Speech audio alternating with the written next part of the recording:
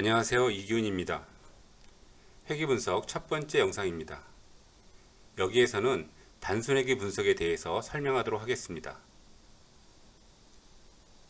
먼저 회귀분석의 유래에 대해서 알아보도록 하겠습니다. 1885년 영국의 과학자 갈튼이 부모의 신장의 유전에 대해서 연구를 하였습니다. 그림에서 보면 알 수 있듯이 아버지의 신장이 크면 아들의 신장도 크다는 그런 관계를 우리가 알 수 있습니다. 그런데 갈튼이 관심을 가진 것은 전체적인 평균을 생각했을 때 아버지의 신장이 크다 하더라도 아들의 신장은 좀 더 작아지고요. 아버지의 신장이 작더라도 아들의 신장은 좀 더 커지는 이렇게 평균으로 돌아가려고 하는 성질에 대해서 관심을 가졌습니다. 그래서 이것을 회귀, 릴레이션이라고 이름 붙인 것이죠. 그래서 현대는 이 두 개의 변수의 관계시에 관심을 갖는 분석인데 돌아간다는 의미인 회귀 분석이라는 이름이 붙어진 이유가 바로 이러한 이유 때문입니다. 이제 우리가 알고 있는 회귀 분석은 변수와 변수의 관계를 분석하는 것입니다. 두 개의 변수 간에 어느 정도 관계가 있는가 하는 추정의 문제와 그리고 관계가 있는지 없는지를 검증하는 검정 문제로 나누어 생각할 수 있습니다. 방금 전에 데이터를 가지고 우리가 몇 가지를 체크해 보도록 하겠습니다. 만약에 이 직선식이 y는 90 플러스 0.5x라고 하면 우리가 흔히 이것을 1차 함수, 선형함수라고 이야기하고 있죠. 이때 90과 0.5의 의미는 무엇일까요? 90은 절편이고요. 0.5는 기울기라고 이야기하죠. 절편은 인터셉, 기울기는 슬로프라고 표현하고 있습니다. 회귀 분석은 변수와 변수의 영향 관계를 분석하는 것입니다. 회귀 분석에서는 영향을 주는 변수와 영향을 받는 변수가 나눠져 있습니다. 영향을 주는 변수를 독립 변수라고 이야기하고요. 영향을 받는 변수를 종속 변수 또는 반응 변수라고 이야기합니다. 변수 수에 따라서 회귀 분석을 나누는데 단순 회귀 분석과 다중 회귀 분석으로 나눕니다. 단순 회귀 분석은 독립 변수가 한 개인 경우를 의미합니다. 그림으로 보시면 영향을 주는 변수, 독립 변수가 한 개이고 영향을 받는 종속 변수가 한 개입니다. 그것에 반해서 다중 회귀 분석은 일반적인 경우로 독립 변수 수가 k개입니다. 영향을 주는 변수가 k개이고 영향을 받는 변수가 하나인 경우입니다. 일반적으로 여러분들이 회귀 분석을 하게 되면 다중 회귀 분석을 하게 될 것입니다. 하지만 여러분들이 회귀 분석의 개념을 이해하기 위해서 먼저 이 영상에서는 단순 회귀에 대해서 설명을 하려고 합니다. 또 다른 방식으로 회귀 분석을 나눌 수도 있습니다. 종속 변수의 척도에 따른 분류입니다. 보통 독립 변수는 계량형이나 범주형 모두 가능합니다. 하지만 종속 변수가 계량형인 경우를 우리가 일반적인 회귀 분석이라고 이야기하고요. 그리고 종속 변수가 범주형인 경우는 로지스틱 회귀 분석이라고 이름 붙입니다. 독립 변수는 계량이나 범주가 다 가능합니다. 범주라고 하는 것은 항목으로 되어 있는 것이죠. 남자, 여자, A집단, B집단 이런 것들을 범주라고 이야기합니다. 다중회귀 분석에서는 종속 변수만 계량형이면 됩니다. 그런데 로짓 회귀는 종속 변수가 범주형인 경우입니다. 예를 들어서 어떤 회사에서 가격, 용량, 기능의 있고 없음 이런 것들이 전체 매출액에 영향을 준다고 하는 그런 다중회귀 분석을 할 수도 있고요. 로짓 회귀에서는 가격, 용량, 기능 이런 것들이 구매자가 산다, 안 산다에 영향을 줄 수도 있을 것입니다. 그런 경우에는 우리가 로지스틱 회귀 분석을 통해서 구매할 확률에 대해서 추정할 수 있습니다. 단순 선형 회귀 분석에 대해서 설명하도록 하겠습니다. X와 Y 간의 선형 관계를 가정했기 때문에 단순 회귀 분석에 선형이란 말을 추가하였습니다. 이 단순 회귀는 독립 변수와 종속 변수의 관계식을 구하는 것입니다. 역시 이것도 추정과 검증의 단계로 이루어져 있습니다. 이러한 직선식이 y는 알파 플러스 베타 x라고 가정할 때 이 회귀식을 구하는 문제 또는 이 회귀 계수를 추정하는 문제를 추정 문제라고 할 수 있습니다. 그리고 x가 y에 영향을 주는지 독립 변수의 영향력을 검증하는 문제도 있을 수 있겠죠. x가 y에 영향을 주는지는 베타가 0인지 0이 아닌지를 검증하는 문제와 똑같습니다. 만약 베타가 0이면 x의 변화가 y의 변화에 전혀 영향을 주지 못하기 때문에 베타가 0이면 독립변수가 영향을 주지 못한다, 이렇게 표현을 합니다. 단순 회귀 모형의 데이터와 모형은 다음과 같습니다. 지금까지 그림으로 이렇게 표시되었던 것을 데이터로 표시하면 이러한 형태가 될 것입니다. 여러분들이 입력하고자 할 때는 이러한 형태로 입력하게 되겠죠. 앞에 이해해서 x는 아버지의 키였고 y는 아들의 키였습니다. 아버지 키가 160인 경우에 아들의 키가 165, 이런 식으로 데이터가 구성되어 있습니다. 수학적인 모형은 y는 알파 플러스 베타 x 플러스 엡실론, 이렇게 되어 있습니다. 여기서 엡실론 i는 오차항이고요. 평균이 0이고 분산이 시그마 제곱인 정규분포를 따른다고 가정하고 있습니다. 회귀 분석의 첫 번째 과제, 회귀 개수를 추정하는 것입니다. 이러한 데이터가 있을 때 우리가 모형은 다음과 같이 정의하고 있습니다. 이 하나의 값이 yi라고 했을 때요, 이 yi는 알파 플러스 베타 xi 플러스 엡실론 i입니다. 그렇다는 이야기는 이러한 선형 직선이 y는 알파 플러스 베타 x라는 뜻이고요. 여기가 xi라고 했을 때 이 값이 yi이기 때문에 이 엡실론 i는 이만큼이 엡실론 i가 되는 거겠죠. 오차항이 되는 겁니다. 하지만 실제로 우리가 이 원래 회귀선을 알지 못하기 때문에 이렇게 추정된 회귀선을 얻게 될 것입니다.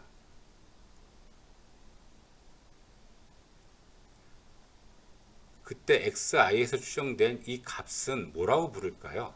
yi 햇이라고 부릅니다.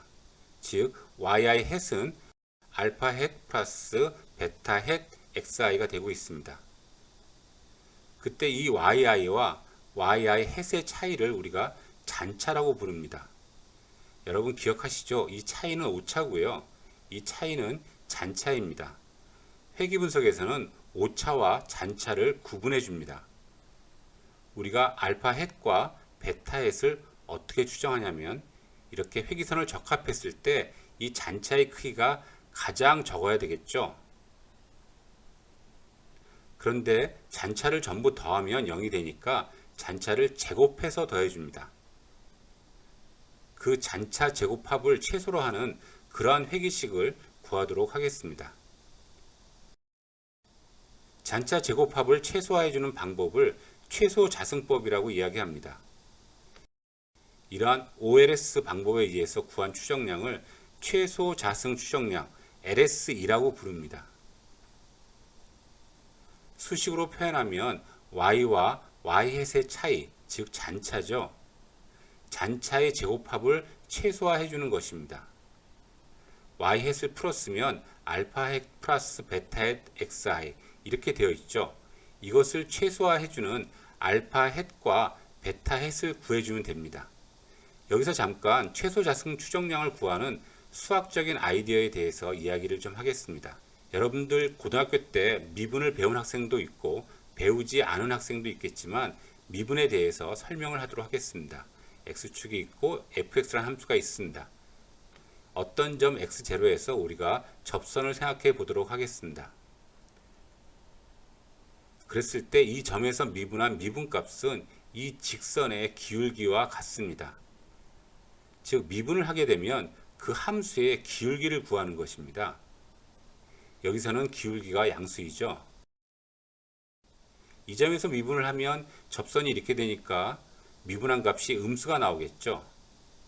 여기서는 얼마가 나올까요? 미분한 값이 0이 나올 것입니다. 즉 이렇게 미분을 해서 0이 되는 점을 찾으면 그 점에서는 최대값 또는 최소값을 갖습니다. 그래서 최소값을 찾기 위해서 우리가 이 값을 미분하겠죠. 미분한다는 것은 이 값을 최소로 하는 x값을 찾기 위해서 x에 대해서 미분합니다. 즉 여기서는 무엇에 대해서 미분해 줘야 될까요? 이걸 최소화해 주는 알파 값을 찾고 이 값을 최소화해 주는 베타 값을 찾기 위해서 우리는 알파에 대해서 미분해 주고요. 베타에 대해서 미분해 줄 것입니다. 이 두 식을 정규 방정식이라고 이야기하고 이 정규 방정식을 풀게 되면요. 알파 값과 베타 값을 구할 수가 있습니다. 좀 복잡하죠? 여러분들이 보시기에는 별 의미 없는 수식처럼 보일 수도 있겠지만 이 식을 풀었으면 이렇게 고칠 수가 있습니다. x-x바 분의 y-y바에 어떤 값들을 곱해서 더해준 것입니다. 즉 이 값들의 가중평균이죠. 이 값은 무슨 뜻일까요? 그림을 한번 보도록 하겠습니다. 이 값이 x바이고 이 값이 y바입니다. x-x바 분의 y-y바라는 것은 예를 들어서 이 점인 경우에 이것분의 이겁니다. 이 점이 갖고 있는 기울기 수정값이죠. 이 점을 생각해 보시면 이것분의 이것이 또 기울기 수정값이 됩니다. 여러분 이 기울기가 더 정확할까요? 이 기울기가 더 정확할까요? x바에서 멀어지면 멀어질수록 점점 더 기울기가 정확해지겠죠. 그래서 가중값을 줄 때 x가 x바에서 멀어지면 더 큰 값의 가중값을 줘서 이러한 기울기들을 전부 더해준 것입니다. 그러한 가중평균이 곧 베타 회귀계수라고 할 수가 있습니다. 간단한 실습을 한번 해보도록 하겠습니다. 다음과 같이 y 데이터와 x 데이터가 있고 전체 케이스는 10개입니다. 이때 분석에 가셔서 회귀 분석에 선형 선택하시고요. 독립변수와 종속변수를 지정하시면 됩니다. 종속변수는 y를 보내시고요. 광고시간 x를 독립변수로 보냅니다. 그리고 확인 누르시면 이러한 출력 결과를 얻을 수가 있습니다. 여기 마지막 것을 보시면 개수값에 대한 추정값이 쓰여 있습니다. 상수가 42.509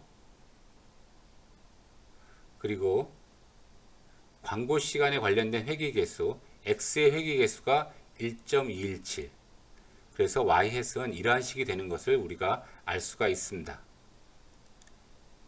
지금 우리가 데이터를 보고 바로 회귀 분석을 돌렸는데 실은 그건 좋은 습관이 되지 못합니다. 먼저 x와 y의 그래프를 그려봐야 됩니다. 그래프 가셔서요. 산점도를 그려보도록 하겠습니다.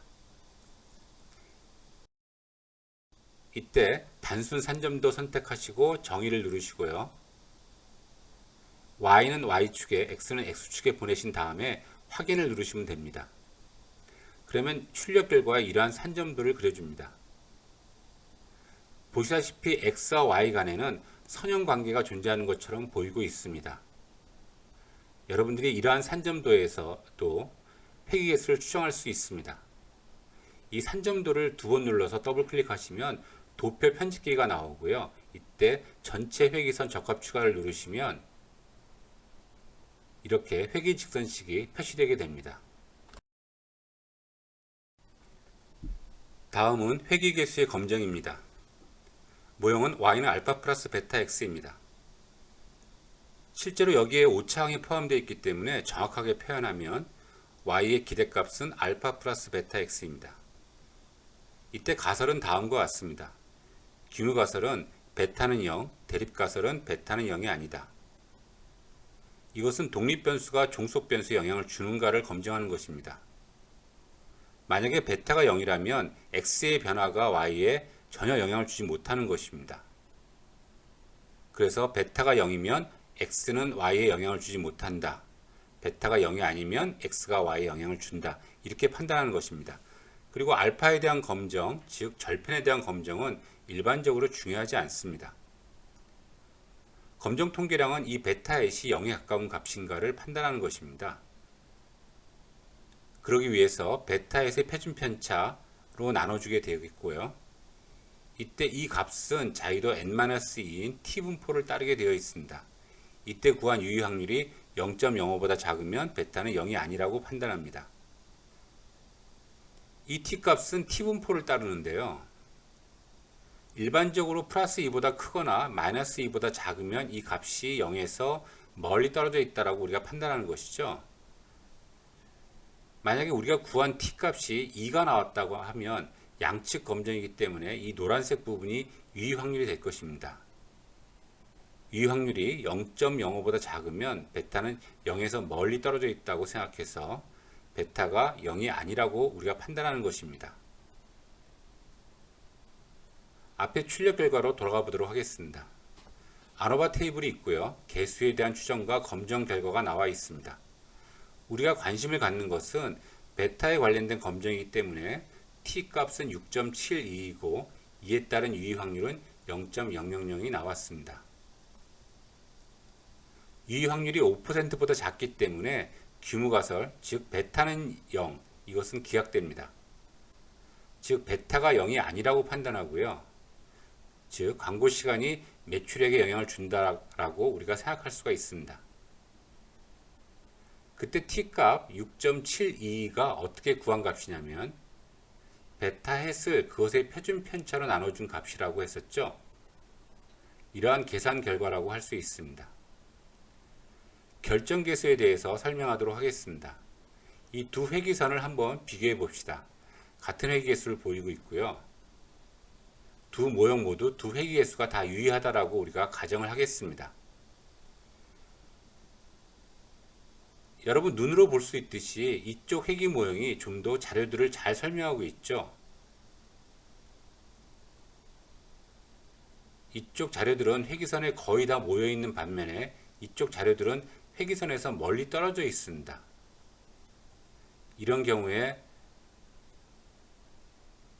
X값이 차이가 나는데도 Y값은 거의 같은 값을 가지고 있죠. 그래서 실제로 이 값들이 회기선에 의해서 잘 설명되고 있지 않습니다. 이 자료가 회기선 주변에 모여 있는 정도, 회기선이 자료를 설명하는 정도를 계량화할 필요가 있다는 뜻입니다. 결정계수를 어떻게 구하는지 유도해 보도록 하겠습니다. 여기가 만약 xi라고 하면 이 값은 뭐라고 할 수 있죠? 예, yi죠. 그리고 우리가 평균을 이 정도 된다라고 생각을 하도록 하겠습니다. 이 값들은 전체 평균과 이만큼의 차이를 보이고 있습니다. 이 차이를 보이는 이유가 무엇일까요? 이 선은 우리가 적합한 회기 추정선입니다. 그때 이 값은 yi 햇이라고 표현할 수 있겠죠. yi가 이렇게 y바와 차이 나는 이유는 일단 이 차이요. 이 차이는 무엇 때문에 생기는 것입니까? 이러한 회기 관계가 있기 때문에 회기선 때문에 생기는 차이죠. 그리고 이 차이는 왜 생기는 거죠? yi와 y의 차이는요. 이것은 알 수 없는 어떤 오차 때문에 생기는 그러한 변동이라고 할 수 있겠죠. 그래서 이러한 아이디어를 가지고 yi-y반은 오차 때문에 생기는 차이와 회기선 때문에 생기는 차이로 분해할 수 있고요. 여기에 제곱을 해서 더해주면 이러한 식이 성립합니다. 계산해 보시면 두 배의 교차항이 여기 포함되어 있지만 간단한 계산에 의해서 0이 되는 것을 확인할 수 있습니다. 그래서 전체 제곱합은 오차 때문에 생기는 제곱합과 회기선 때문에 생기는 제곱합으로 나누어질 수가 있습니다. 만약에 많은 데이터들이 이 선에 가까이 붙어 있다라고 하면 이 값이 굉장히 작겠죠. 즉 적합도가 높으려면 SST 중에서 이 비중이 훨씬 커야 될 것입니다. 그래서 이러한 아이디어로 결정계수는 이렇게 구하게 됩니다. SST분의 SSR 또는 1에서 SST분의 SSE를 뺍니다. 만약에 이 SSE가 0에 가깝다면 즉 데이터들이 거의 선에 붙어 있으면 이 값이 0에 가깝겠죠. 이 값이 0에 가까우면 R제곱은 1에 가까운 값이 나올 것입니다. 우리가 보통 R제곱이 0.5 이상이면 크다라고 생각을 하고 있습니다. 다시 출력 결과로 돌아가 보도록 하겠습니다. R제곱값이 0.85로 계산이 되어 있습니다. 그 밑에 있는 아노바 테이블에서 우리가 결정계수를 직접 계산할 수 있는데요. 전체 제곱합 SST는 820.4고요. 그리고 회기 때문에 생기는 제곱합, 회기 제곱합은 697.004죠. 결정계수 R제곱은 SST분의 SSR이니까 이러한 계산을 통해서 0.850을 계산해낼 수가 있습니다. 다음에 분산 분석표 아노바 테이블에 대해서 설명하도록 하겠습니다. 분산 분석표는 제곱합을 분해한 것을 요약해 놓은 것입니다. 우리가 yi 값과 y바의 차이 전체 변동은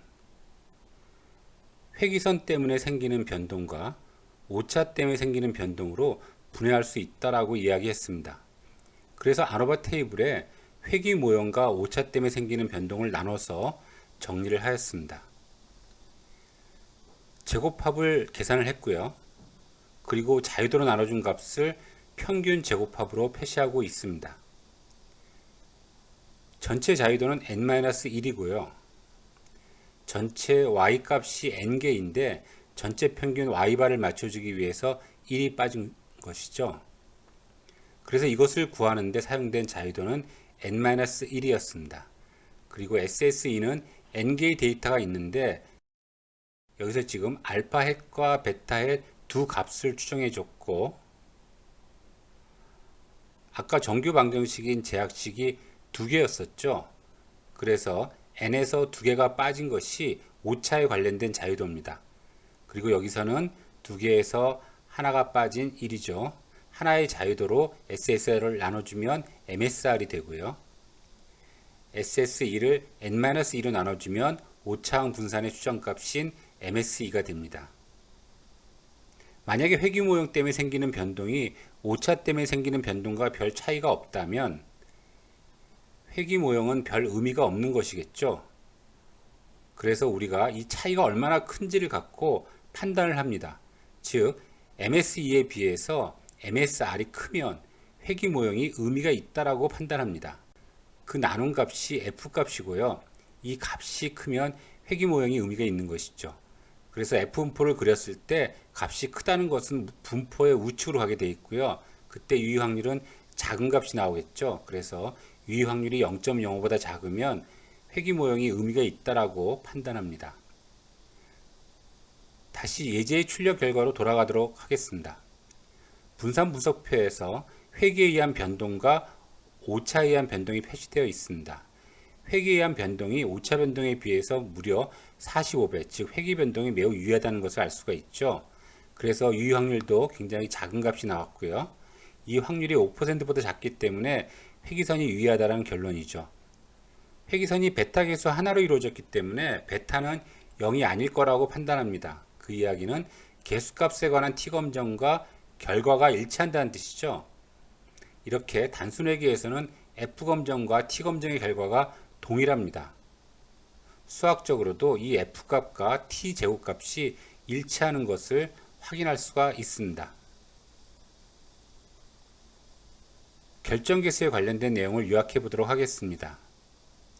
유의성 검정에서 회귀계수가 유의하더라도 이는 계수가 0이 아니라는 것 뿐이지 추정된 회귀식이 전체 자료를 잘 설명해 주고 있다고 판단하기는 어렵습니다. 그래서 표본 자료로부터 추정된 회귀선이 그 측정 자료에 어느 정도 적합한가를 측정하는 측도인 결정계수가 필요하게 된 것입니다. 관측값 y의 총 변동 SST는 회귀선에 의해 설명되는 SSR과 설명되지 않는 오차 변동 SSE로 나눠집니다. 즉 SST는 SSR과 SSE의 합이죠. 이때 R제곱은 SST분의 SSR입니다. 극단적으로 R제곱이 1이면 Y의 총 변동이 회귀선으로 완전히 설명되는 것을 의미하고 모든 데이터가 회귀선에 다 붙어있다는 뜻이죠. 또 R제곱이 0이면 회귀선으로 X와 Y의 관계를 전혀 설명하지 못한다는 의미입니다. 우리가 결정계수를 보는 이유 중에 하나가 R제곱이 큰 모형이 더 적합한 모형이라고 간주하기 때문입니다. 여러 개의 독립변수가 있는 다중회귀 모형에서는 R제곱이 아닌 수정결정계수를 계산해서 수정결정계수가 더 큰 모형이 더 적합한 모형이라고 간주합니다. 다음은 키와 몸무게에 대한 실습 자료입니다. 키와 몸무게를 동시에 조사를 하여서 코딩을 하였습니다. 여기서 무엇이 독립변수이고 무엇이 종속변수일까요? 키가 몸무게에 영향을 줄까요? 몸무게가 키에 영향을 줄까요? 키가 몸무게에 영향을 주니까 키가 독립변수, 몸무게가 종속변수가 될 것입니다. 분석하는 단계는 다음과 같습니다. 먼저 산점도를 그립니다. 그리고 회기식을 추정하고요. 그리고 관계가 있는지 없는지를 검증하겠습니다. 먼저 산점도를 그립니다. 그래프에 가셔서 산점도를 클릭하시고요. 단순 산점도 정의하시고 키를 X축에 몸무게를 Y축에 놓고 확인을 누릅니다. 그러면 이러한 산점도가 나오고 직선 관계가 있다고 생각할 수 있기 때문에 이제 바로 선형 회귀 분석을 시작하도록 하겠습니다. 분석에 가셔서 회귀 분석 선형 선택하시고요. 키를 독립변수로 보내고 몸무게를 종속변수로 보냅니다. 그리고 확인을 누르시면 이와 같은 출력 결과를 얻게 되겠습니다. 출력 결과를 하나씩 보도록 하겠습니다. 먼저 R제곱 결정계수는 0.680으로 높게 나타났습니다. 데이터 총 변동의 68%를 회기선에 의해서 설명하는 것입니다. 분산 분석표에서는 F값이 138, 유의확률은 매우 작은 값이죠. 그래서 회기선이 유의하다는 것이 판명되었습니다.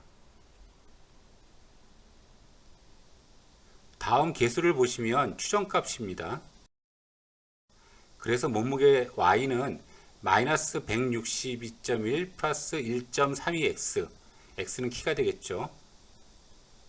이러한 관계식을 갖고요. 이때 키가 몸무게에 영향을 주는지 회귀계수의 유의성을 검증해 본 결과 t값은 11.75죠. 보통 t가 마이너스 2보다 작거나 플러스 2보다 크면 유의한 거라고 이야기했었죠. 그런데 굉장히 큰 값이기 때문에 유의합니다. 즉 키가 몸무게에 영향을 준다라고 우리가 말할 수 있습니다. 그런데 회귀식 결과를 보니까 약간 이상한 부분이 있죠. 만약에 키가 0이면 몸무게가 마이너스 160이죠. 키가 0이면 몸무게도 0이 되어야 정상이겠죠. 즉, 이 절편이 없어야 될 것입니다. 그래서 절편 없는 회기선을 추정해 보도록 하겠습니다. 옵션에 가셔서요. 방정식의 상수항 포함 이것에 체크되어 있었는데 이것을 클릭하셔서 체크를 없애도록 하겠습니다. 그리고 계속 누르시고 확인 누르시면 이러한 출력 결과를 얻을 수가 있습니다. 이때 회귀계수 값을 보시면 0.370이 나왔죠. 그 뜻은 회귀식이 y는 0.370x 란 뜻입니다. 그리고 회귀계수에 관련된 유의성 검정 결과도 t가 50이 유의 확률이 0.05보다 작게 나왔기 때문에 매우 유의하게 나왔죠. 즉 키가 몸무게에 영향을 준다는 것을 알 수가 있습니다. 단지 여러분들이 주의하실 점은 결정계수 R제곱이 0.976이죠. 아까 0.680이었는데 여기 매우 큰 값이 나왔죠. 하지만 그 두 값은 절대적인 비교를 할 수가 없습니다. 이 원점 회귀인 경우에 결정계수는 절편을 포함하는 모형에 대한 결정계수와 비교하면 안 됩니다. 왜 그러냐면 여기서는 이러한 식이 성립되지 않기 때문입니다. 절편이 있는 경우에는 이것이 이퀄이었죠. 그런데 절편이 없는 경우에는 이 두 개 교차항이 0이 되지 않기 때문에 이것이 성립되지 않습니다. 그래서 우리가 이 아노바 테이블을 구할 때 전체 제곱합을 y값들의 제곱합으로 계산하고요. 그리고 SSR도 추정값들의 제곱합으로 계산하기 때문에 무척 큰 값을 가지게 됩니다. 그래서 우리가 이 R제곱 값을 절편을 포함한 R제곱과 절대적인 비교를 할 수가 없다는 점을 유의하시기 바랍니다. 이상으로 단순회계에 관련된 내용을 마치도록 하겠습니다. 다음 영상에서는 다중회계 분석에 관해서 설명하도록 하겠습니다. 여러분 수고하셨습니다.